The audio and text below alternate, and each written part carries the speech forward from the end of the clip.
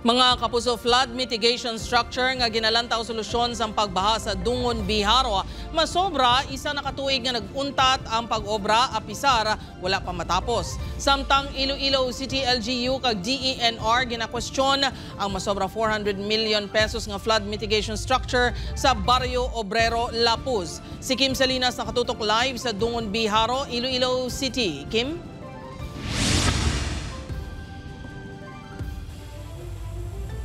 Jert padayon nirga antos ang mga pumuluyo sa epekto sang delayed kag pinabayan niya flood mitigation structures sa Iloilo City.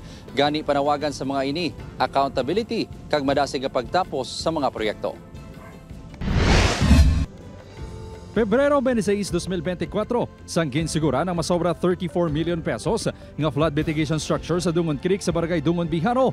Agosto 22, 2024, ang completion period sini.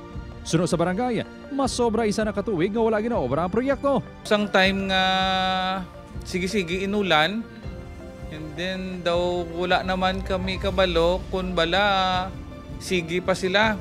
Kay may nag-request lang nga ipakuha na ang temporary nga tamburong for access sa pihak nga creek.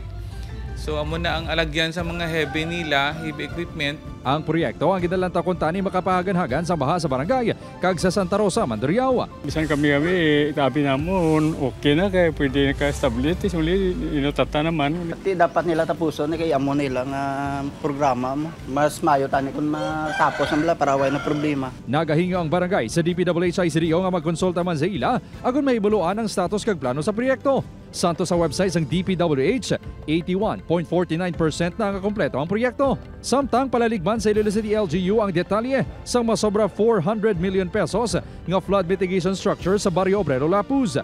Seawall nga proyekto ang ginhingyo sa barangay apang nagreclaim na ang proyekto sang ginabulubanta 15 metros. Hindi ta kabalo kung ano ning connectivity sang dalan kay waay man sang entrance. So way ta kabalo kung sino ni mag-benefit do kasayang lang nga nagasto ni 400 million for this. Ginakabalakan man ang kapag-on sang proyekto bangod sa baylo nga boulders ang gamiton. Limes lang ang ginagamit nga pundasyon. Ginausisa naman sang DNR kung may permit ang pagsaylo sa naapektuhan nga mangroves. Before we can issue that, dapat may kono na siya, Certificate of Non-Objection from the City NRO, tapos may Resolution of No Objection from the City Council. Wala nakatagsang payag ang hensya kaangot sa mga isyu sang ginpadulungan sang news team. Samtang, bangod sa kontrobersiya nga nag-igo sa DPWH, nagmando si DPWH Secretary Vince Dizon sa mga opisyal kag empleyado sang temporaryo nga pagsuspender sang pagsuksok sang ila uniforme. Tinutuyo sini nga maproteheran man ang mga empleyado sang ahensya. Malikawan man niya kuan ka mga tao lang panulukan na sa taga-DP kuan man okay man nakita do kuan man sa amon do depensa man sa amon hindi man kami ma-discriminate sa mga tao lang.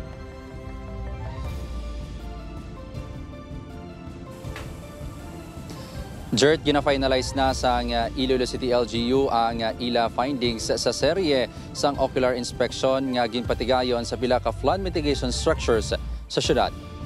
Jert? Madamo gid nga salamat sa detalye, Kim Salinas.